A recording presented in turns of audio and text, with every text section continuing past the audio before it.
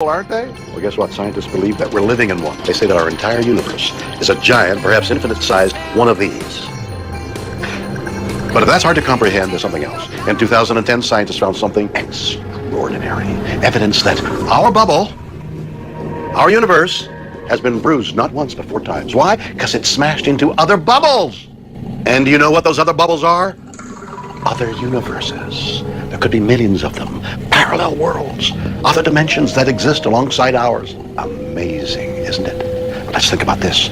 If it's true, that means there could be people or something like us floating around inside them. Isn't that a little scary? Could we, in the distant future, bump into something or someone from a neighboring dimension? Well, I've got news for you. It's happening right now. Yep. It's a weird world. What the fuck? And I love it.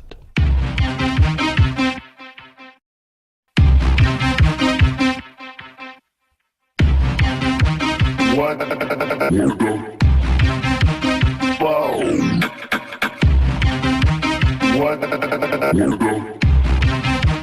What the fuck? Hundreds have reported encounters with dark, humanoid, transparent creatures. They call them shadow people. You have a feeling that there may be something unseen watching you. There's no facial features, no eyes, but yet you know it's looking at you. You simply know when you are encountering something that's not quite of this world. It felt as if there was a male presence there who was evil. I can remember seeing this figure in the doorway. It hits me so hard at times where it knocks me off my mattress. She's choking me so hard that I think that my voice box is going to collapse. The fear is extremely real. You look around the room, you're looking for any way out. I can see my clock, I can see the curtains, I see everything in the room that tells me that this is real, this is happening to me, this is really happening. And I'm wondering why my husband can't hear them, why he can't hear the struggle, why he can't hear the fight. And beyond that, I'm wondering what's going to happen to me after they kill me, who's next? Your mind and your body thinks you've been through it. But to everyone around you that you associate with, that you work with, your friends, your family, your doctors, they say it was just a dream, just get over it. Chris French is a psychologist. He believes there is a simple explanation.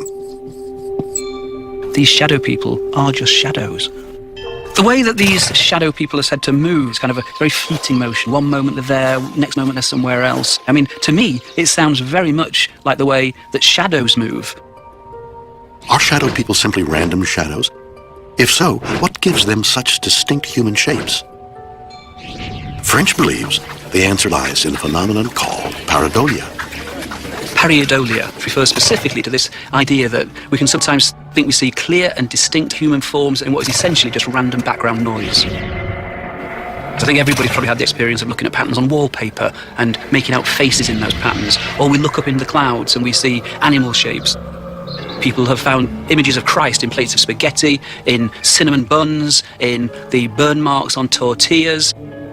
What you've got are really kind of more or less random patterns, but we will impose some kind of meaning on them. People tend to experience shadow people in certain kinds of locations. If you're in a forest, if you're in a cave, if you're in somewhere where there's lots of shadows, then those are precisely the kind of random background visual noise situations where you might actually think you can see things that aren't there. And there's probably also the fact that in certain kinds of environments, there are reasons why we might actually feel on edge. So, for example, if you went into a cave and there's a very, very high ceiling in the cave, then again, that will tend to make us feel slightly on edge because we don't know what's up there, what might be about to jump on us. And if you think of this from the evolutionary perspective, it makes sense that in certain locations we are more kind of alert, more on guard, more aware of possible threats in the environment than in other places. But many who have encountered shadow people feel physically threatened. It's putting so much fear within me that I'm unable to sleep, that I feel that I have to keep opening my eyes to see if there's something in the room. It's affected my mood, it's affected my depression, it's totally rendered me literally useless to society, useless to everybody. At one particular time, he seemed to be very upset, not so much agitated, but almost fearful. And he said, look, it's at me again, it's bothering me. I said, what is bothering you? He said, you don't believe me. I said, of course I believe you, son. But so I laid in the corner about a foot away from him, got just that little bit closer. and I felt an immediate type of a vibration, a physical presence of some kind. And yet I did not feel that whatever was bothering or obsessing Ted was malevolent. It was as if he were attracting some force, something outside of our dimension.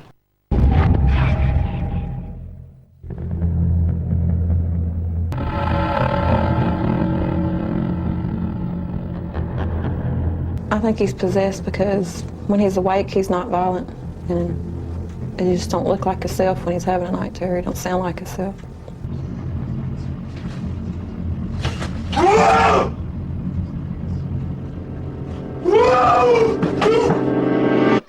I think one of the reasons that people often perceive these things as being something potentially threatening is because that's the way we've evolved. In terms of our evolutionary history, then it makes sense that we have cognitive systems that are very much tuned to picking up on possible threats in the environment. I can't recall none of it. It's like I go to sleep, I wake up, and I don't know what I did, what made me do what I was doing. It's just, I mean, I feel like she said, possessed. I feel like something jumped in my body and made me just go crazy. Are our survival instincts tricking us into believing a shadow is a terrifying and real creature? It's an extremely common phenomenon for perfectly sane people to sometimes see things that aren't actually there. There are parts of the brain that are hardwired to recognize faces and human forms. And so sometimes those parts of the brain will actually fire when what we're looking at are really just shadows. Philip Imbrogno is a paranormal researcher. He thinks the answer is clear. From the cases that I've studied about shadow people, I believe they are interdimensional in nature. They are intelligent. They belong to a race of beings that predates human beings. They exist in a dimension very close to ours. It's an incredible theory, but it begs one big question. How can we know these other dimensions exist? Imbrogno believes the answer lies with the force of gravity and its component part, the graviton. The particle that is responsible for gravity has been labeled the graviton. According to Imbrogno, he will soon have hard scientific evidence to support his theory. When these dimensions are opened up, we should see an influx of gravitons. Are shadow people using gravity to open portals to our dimension? And if so, what do they want? It's right here where we are. It's a different frequency in the same place we are. When they're in that fourth dimension, they're almost at our frequency. That's why they can see us. We can't see them, but they can see us. Yes, they can see us. And some of us can see them. I believe all of us have the ability to see them. So up until perhaps 100 years ago, with classical physics as the best description, there wasn't any way that physics would even allow for these kinds of phenomena. So somewhere about 100 years ago, a little bit more now, the idea of multiple dimensions came along. And so people doing my kind of work suddenly became very interested in the possibility that there are other dimensions here.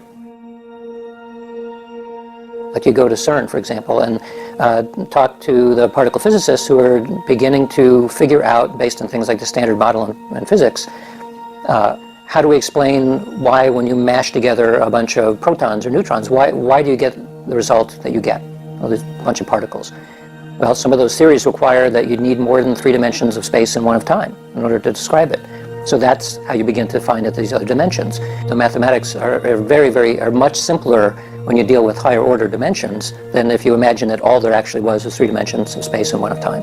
So that's where the comfort comes from in physics, that the mathematics say, well, there ought to be 11 dimensions, because then everything kind of works really nice, and that allows you to predict that if you take certain hunks of matter and you mash them together, that the behavior of that should look a certain way with 11 dimensions, but it would look very different with 3. And physics says we have 7 levels in string theory and 1 more level in M theory for a total of 11 dimensions. Those 8 extra dimensions which we have not discerned are the dark energy, the 96% of the universe that we cannot yet even detect. But we know mathematically that it's there from our astronomy. We know that the dark energy and the dark matter exist and make up 96% of the universe, which we don't yet see. There's a lot of room for a lot of afterlife and a lot of different levels out there. But the materialist scientists who only want 3D, they won't look at it. They won't even do this. No, it's a bunch of baloney. They don't even look. They just say, no good, impossible, I'm not going to look at it. Well, how do they know it's impossible? They see 4% of the universe and the rest of it's impossible. But that's ridiculous. We have to remember that it's not in our 4%. We can't know it all yet. But we're now at a point where we are making beachheads on a new territory, those other dimensions. I think when you're a scientist working on the edge of the known, if you really require certainty to feel comfortable, you're in the wrong business. Because most of the time you begin to recognize when you're studying over the edge of what is known, nobody knows what's going on. For me, that's exciting. And so I don't mind that we don't understand it. The challenge is, how do we become clever enough to be able to study that unknown space and begin to understand it? The quarks and the gluons, which make up our atoms, our string theory is that they're made up of a vibration. You think about a vibration without a string vibrating. Now you have what quarks and gluons are made out of, a thought, a vibratory thought. And that's consciousness. And that's what makes the whole universe. Well, if consciousness comes first, then this whole idea that the neurosurgeons are using, that the brain, the wet brain creates the thought, is bullshit. Science does not have an explanation yet. I mean, when we think about what does it mean to have an explanation, in science what that typically means is we want a causal explanation. We want to know that this interacts with that and that interacts with this, and we have a causal sequence that explains how things work. So from that perspective, we have no idea. We don't know how psychic abilities work. But we also don't know how consciousness works. We don't have any explanations for that either. We're still very young creatures, and science is too new. So I think about other planets out there that may be a billion years ahead of us. They probably know a little bit more than we do, if there are people who are scientists there. And they would look back at us, what we're trying to do now, and saying, these creatures don't have any idea what's going on. I mean, most of the really fundamental questions that we would have about life and us and the planet and the universe and all that stuff, which are all very interesting questions, we have some answers, but it's just barely begun. And all scientists learn very quickly that there are certain things you don't talk about. You don't push against the social environment in science, because if you do, you won't have a job. You won't be able to do what you want to do. So this is no different than in politics or in any other domain of human affairs. So we learn that there are certain things you talk about and certain things you don't. I know, when I say I'm a medium, that all the other scientists look at me like, he's not a scientist, he's a nut. But it's okay, I'm retired, who cares? I don't care anymore, okay? They still have their career, they're still worried about everyone else thinking they're crazy, you know, so they are careful about saying things, and I understand that. But more of them should have a little more courage and say, I don't know everything. I'm going to look. Instead of saying it's impossible, they should look. And I believe in physics, and I'm a naval architect, I've designed many ships, and I know all about how to use physics in our 3D to make things work.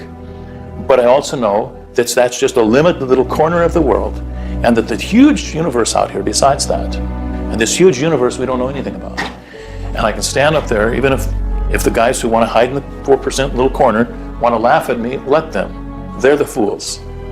I'm not the fool. I realize we don't know. Most scientists tend to be pretty smart, and the smarter you are, the easier it is to fall in love with a theory. And the theories are explanations. They make us feel comfortable in the world.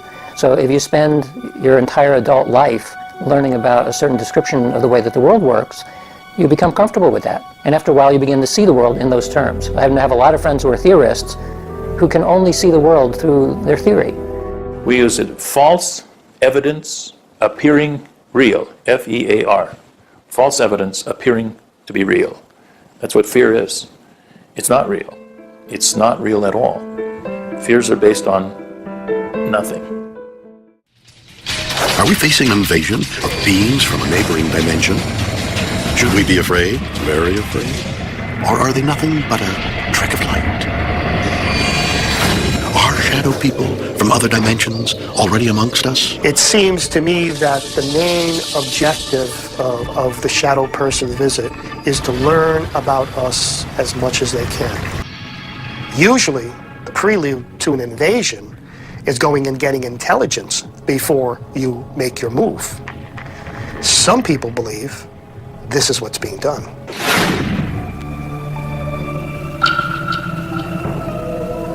You know, it's amazing how real shadows can appear. But could something like this be a terrifying shadow creature from another dimension that's come to pay us a visit? Did you do that, Fluffy? itself keeps on expanding and expanding. In all of the directions it can whiz. As fast as it can go, at the speed of light, you know. 12 million miles a minute, and that's the fastest speed there is. So remember when you're feeling very small and insecure, how amazingly unlikely is your birth. And pray that there's intelligent life somewhere out in space, 'cause there's bugger all down here on Earth. What the fuck? I mean, what the fuck?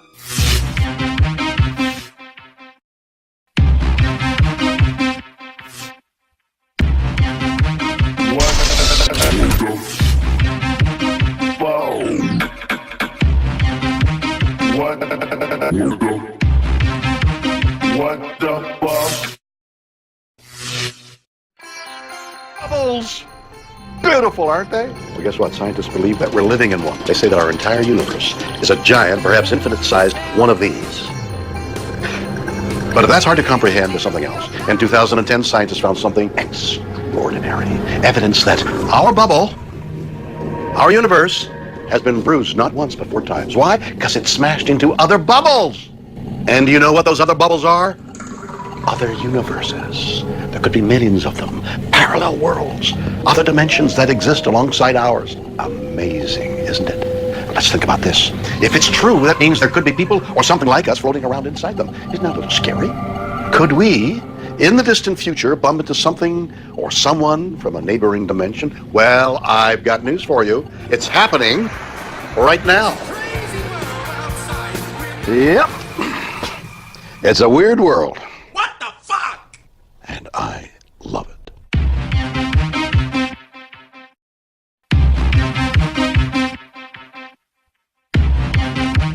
What the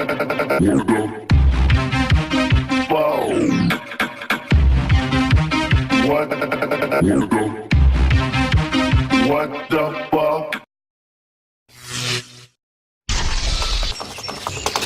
Hundreds have reported encounters with dark, humanoid, transparent creatures. They call them shadow people. You have a feeling that there may be something unseen watching you. There's no facial features, no eyes, but yet you know it's looking at you. You simply know when you are encountering something that's not quite of this world. It felt as if there was a male presence there who was evil. I can remember seeing this figure in the doorway. It hits me so hard at times where it knocks me off my mattress. She's choking me so hard that I think that my voice box is going to collapse. The fear is extremely real. You look around the room, you're looking for any way out. I can see my clock, I can see the curtains, I see everything in the room that tells me that this is real, this is happening to me, this is really happening. And I'm wondering why my husband can't hear them, why he can't